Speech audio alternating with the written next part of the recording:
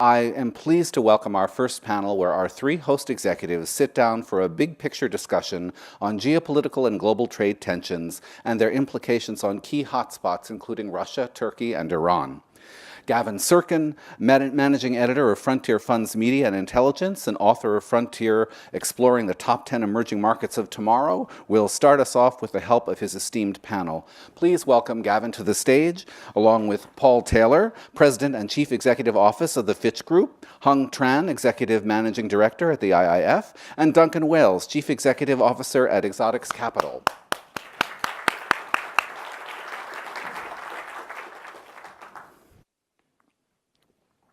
Well, thank you, Frank, and thank you, Fitch, for hosting us in this super impressive building and fantastic theatre. We got three of the very senior leadership from some of the leading emerging market institutions with us, and they need no introduction beyond that, I think, given the leadership that we've got. I want to start with really looking at what we're seeing unfolding this week, because we've seen from the headlines at least the trade war from the US spilling over into military tensions. So we've seen China refusing the US entry for a warship into Hong Kong, and that comes a week after the Trump administration levied unprecedented penalties on a China military procurement agency and its director for alleged purchases of Russian combat aircraft. We've also saw yesterday Trump's apparent snub against Canada's President Trudeau by not standing up to greet him. Hung, I want to ask you to begin with, you can kind of almost see the stagehands managing some of this, or am I being too cynical here? How much of this is real, is impacting the economy long term, and specifically, given our forum today, emerging and frontier markets? Unfortunately, a lot of it is real. There's always a short-term tactical move by different players, President Trump in particular, to increase the leverage of his negotiating position. But underlying is clear that the US, Trump in particular, is moving steadily away from a rule-based, open, free trading regime based on the WTO, steadily toward a bilateral, fair, reciprocal trade arrangement.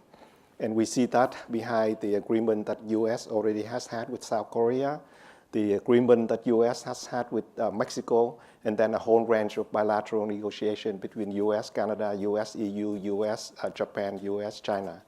Secondly, these issues are real in the sense that the US really want to change the terms of engagement between US and the rest of the world.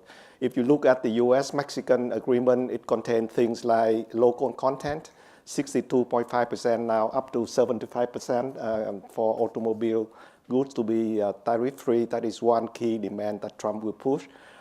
Second, neutralizing the cost advantage of low labor costs in other countries, requiring at least 40% of auto production to be made by workers earning $16 an hour minimum. The currently Mexican workers earn $4 an hour minimum. So those are the kind of things that the US will push. And last but not least, and not yet fully recognized, is the intention to use more Section 232 of the 1962 Trade Expansion Act, which is basically allowed the president to put tariffs on goods on national security grounds. US has done that for steel and aluminum, and probably will do it for automobiles and parts. And that is also one of the sticky points that prevent US and Canada to agree to NAFTA. So tomorrow we have another milestone in this trade war, when the US probably will publish the agreement between US and Mexico to qualify for the 60-day period before signing the agreement by the end of November. It's not clear if Canada will be brought in. It could be still before the end of November, but that remains to be seen. But also very uncertain is the fact that Congress may have a different view, because when it granted President Trump the Trade Promotion Authority, TPA, to revise NAFTA, it was done with the trilateral framework of three countries. And it may argue that it doesn't extend to a new bilateral agreement between US and Mexico, so a lot of uncertainty. The tariff on China, particularly on $200 billion of Chinese import, and China retaliated by putting tariff on $60 billion of US goods, and then Trump will reiterate or retaliate by putting tariff on the remainder of the import from China, $500 billion, already has a tangible economic impact. For the next year, probably taking off about a quarter of a percentage point growth globally, and about 1/10 of 1 percentage point higher inflation. This stagflation impact will be harder if Trump goes ahead and put tariffs on the remainder of Chinese import. So we are already moving from trade tension to trade wars with tangible and significant macroeconomic impact. The question is, will that really hit the pocketbooks of the voters who have voted for this president? And at some point, the voters will say, enough is enough. But so far, we have not been there yet. So I think that over the next foreseeable time period, expect more of the same, if not more deepening of these trade war. So Paul, a real impact there for the global economy. How do you feel that this is going to impact emerging markets, frontier markets, or how is it impacting right now? So I could answer this two ways, and I'll answer it in a way that will make you all gasp your breath, because you're probably mostly economists and I'm not an economist. There are clearly issues in the global economy that are going to affect not just emerging markets, but all markets. But let's not lose, and I'm also conscious of the fact I'm sitting here I don't do ratings anymore, I do other stuff, but I come from a ratings agency, and obviously we're here as Fitch Ratings. So me sitting here saying, don't worry, everything's fine, is not what I'm allowed to do. We're supposed to be downside analysts. But actually, don't worry too much. So global growth is above long-term trends. We might lose 0.5% of global growth. I tend to think about this as how I run the business as well. We're pretty bullish about the business, which feeds off of global growth and capital market activity. Yes, there are tensions. I still think the influence of modern day politics, and there's a whole discussion to be had around the problems of politics around the world, and the fact they're not addressing the bigger, longer term issues of demographics and technological change. I don't think it's really hurting markets and economic activity that much, despite the incredible level of tension there is around at the moment. And obviously, we're leading up to a US midterm election, which may be a part of it as well. It's not all of it, but certainly a part of it. Okay. Also looking at developments this week, during the past couple of weeks, we've seen the sort of nexus of three countries, Iran, Russia, Turkey, the countries that are facing US sanctions, become increasingly close. So earlier this week, we saw the three countries getting together over Syria, the foreign ministers discussing Syria. Last night, some of you were there meeting with Erdogan, where he was talking about US financial sanctions being like weapons against his country. Duncan, I want to find out your perspective on this emergence of the world order. How is the outlook looking right now for how the world is developing geopolitically, and again, the impact for emerging markets? Yeah, I mean, I think that's a very relevant question, because the question for those three economies is, at one level, sort of similar, because they have a variety of problems, mainly with the US, and they are all embroiled in a proxy war, a series of wars, particularly in Syria. On the other side of it, they're very, very different. And they're different for a number of reasons, but not least because Russia's reaction to its sanctions problems was immediate, very clear. It involved absorbing pain, and their central bank was very clear and very organized. And they accepted the pain. They've had all sorts of other difficulties, including the divergence of ruble from the historical correlation with the oil price.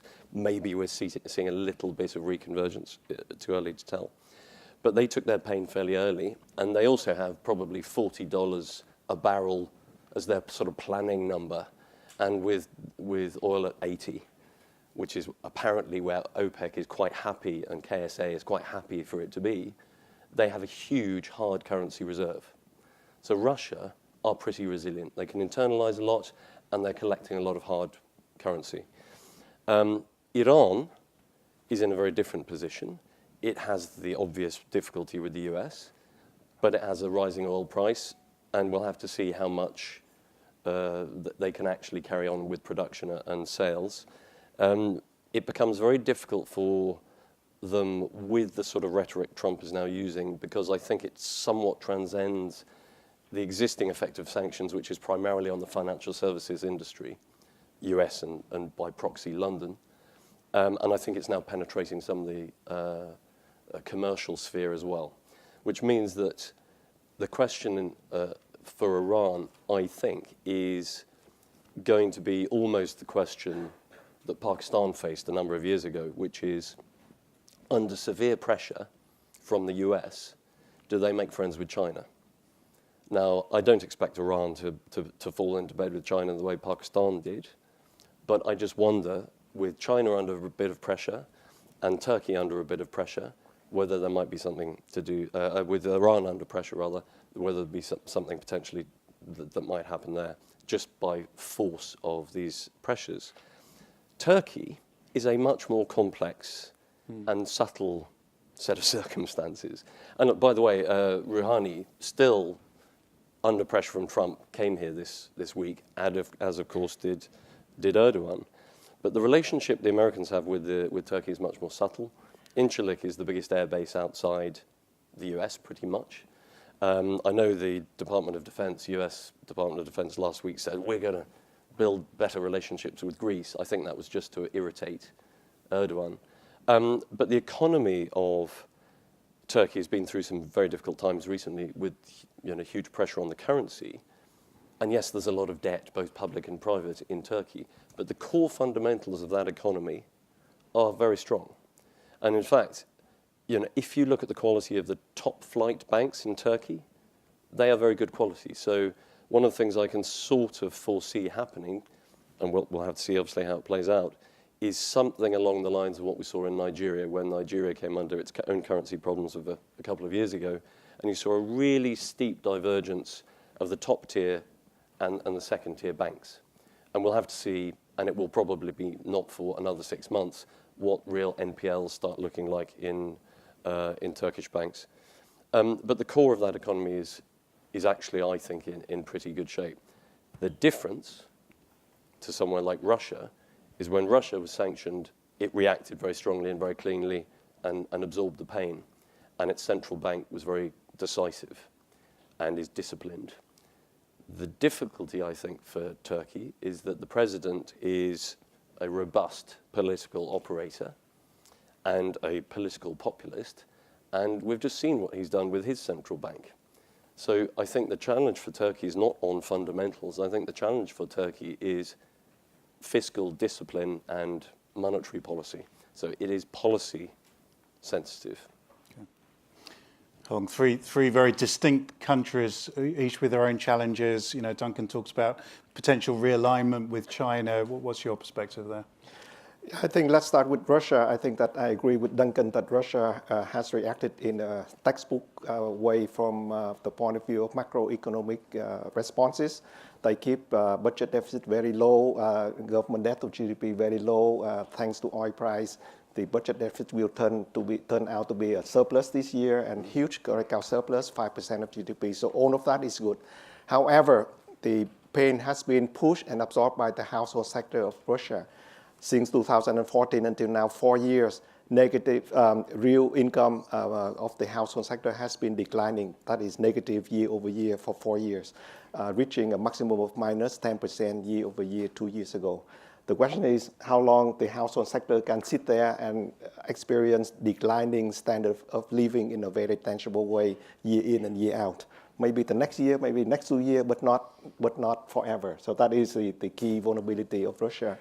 I think that for Turkey, again, the key vulnerability there is that despite the fact that the government has tried to put in place somewhat right economic picture, fiscal consolidation, monetary tightening, try to restore market sentiment. However, the key risk there is Iran still, particularly the secondary sanctions that the US put on Iran, which will kick in November 4th. That is, from that day, any companies anywhere that is doing any business, buying oil, shipping oil, insuring oil from Iran will be excluded from the US marketplace and US banking system. We have seen a decline in importation of oil from Iran, about 25% since June, but mainly from countries like Japan, South Korea, and India, not from Turkey. And therefore, even if Turkey, according to some media reports, released the pastor Andrew Brunson, it is not enough. It has to be seen by the US, by Trump, as complying with the secondary sanction on Iran, which there's no sign of that happening. So I think that Turkey is still in for more potential sanction from the US, and therefore the rehabilitation and the recovery of financial markets in Turkey, despite some initial effort to make policy right, is still a work in progress. Iran in itself, if you look at the realignment of different forces in the Middle East over the past 5 years, it is clear to me that Iran this year is in a stronger position compared to a few years ago in terms of alliances, in terms of making inroads into a whole host of countries, Yemen, Qatar, Syria, Iraq, and so on. And the fact that Turkey, for its political reason, tend to take the side of Iran and Qatar in this dispute with Saudi Arabia really change the alignment in the Middle East in a way that I think will continue to offer opportunity for more problem and more tension for the years to come. Okay.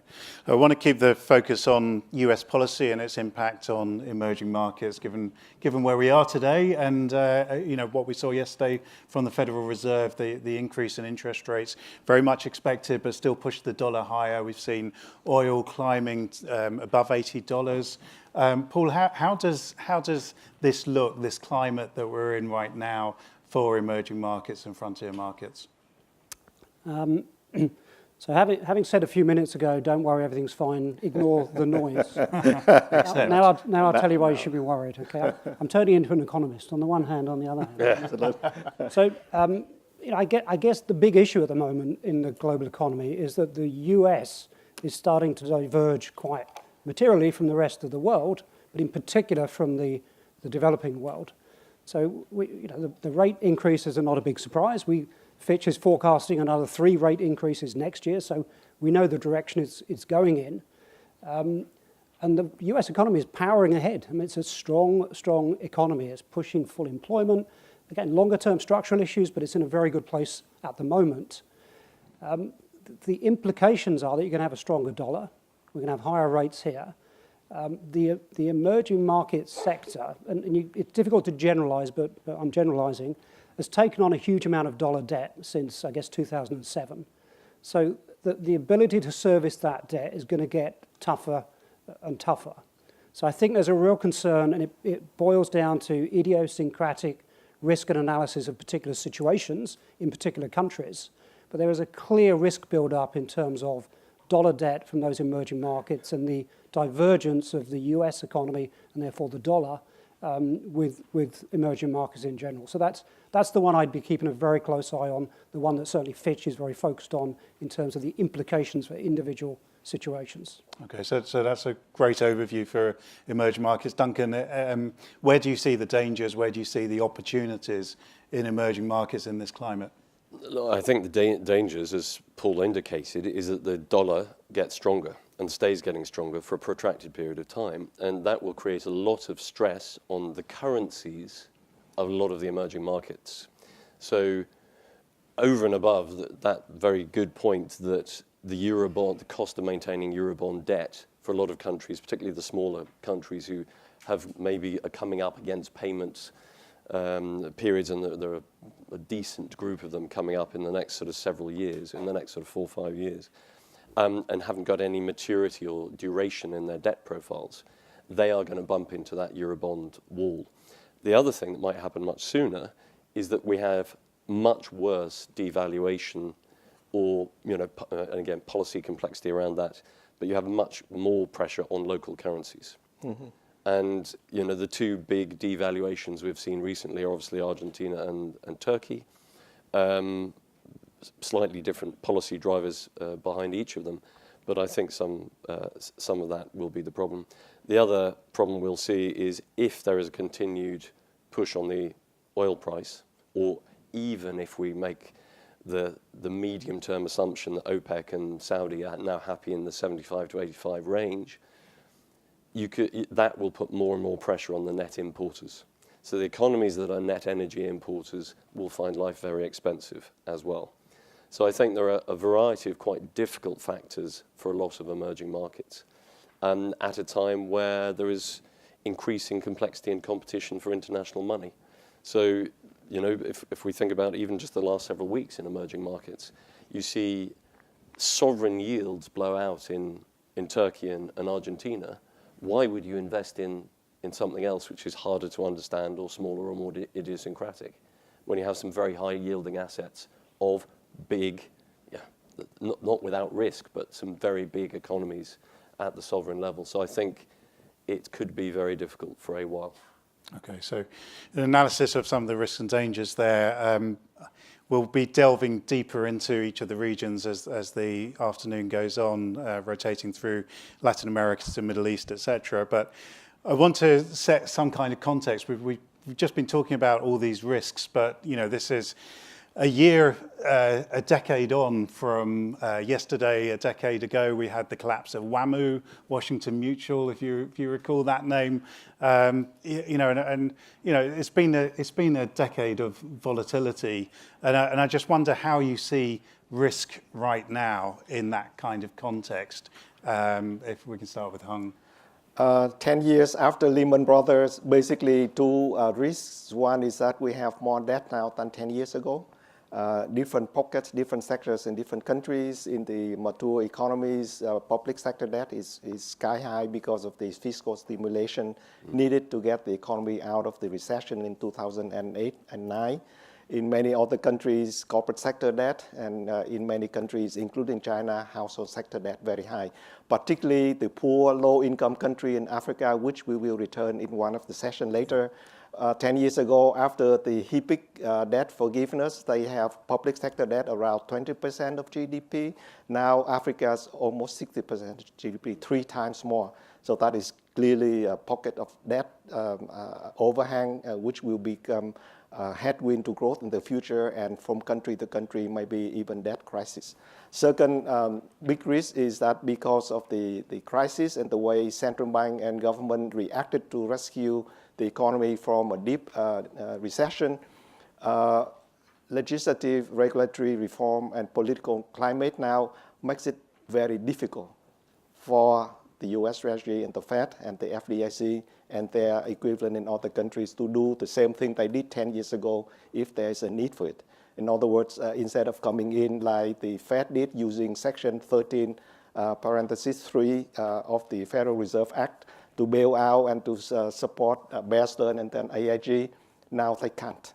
Unless there is a widespread distress, not only one or two institutions, but the whole sector, to the point Tim Geithner said a few weeks ago, to the point of no return of the crisis. So I think that if we have a crisis today, the ability of government to respond with the fiscal spend, with central bank balance sheet balloon to very high level, with interest rates still very low and negative in real terms in many countries, we are basically flying around with our safety net. Paul. So I think policymakers globally have missed the opportunity of a good crisis, to be honest, which is a fairly strange thing to say. I think there is so much focus on short-term noise in the system. We're seeing populist elected officials declining the status of the international institutions that have served so well since the Second World War. We're losing sight of these bigger picture. Who out there at a policy level is thinking about mobility of people, is thinking about aging populations, is thinking about the revolution of technology that's going on at the moment. That's what I want our global leaders to be doing and talking about. They don't seem to be doing that. That's my biggest concern. Duncan.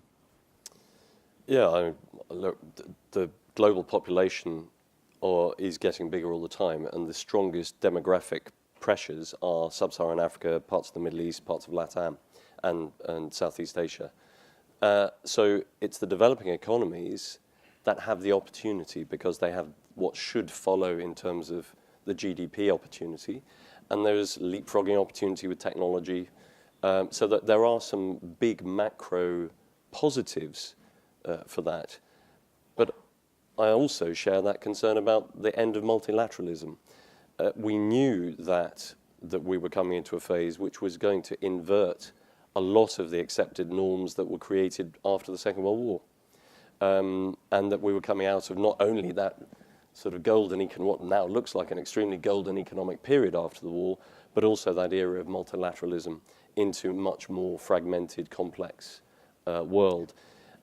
I agree with Hung about the lack of the safety net, but I think there will be some very peculiar patterns of the readjustment of relationships in global trade and business as a result of that.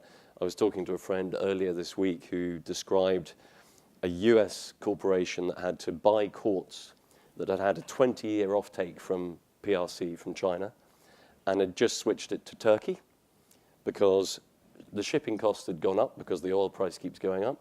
The distance is half the distance, and Turkey hasn't got the 33% tariff that Trump has just imposed on China. So we're going to see some really strange new relationships develop in the process of doing this.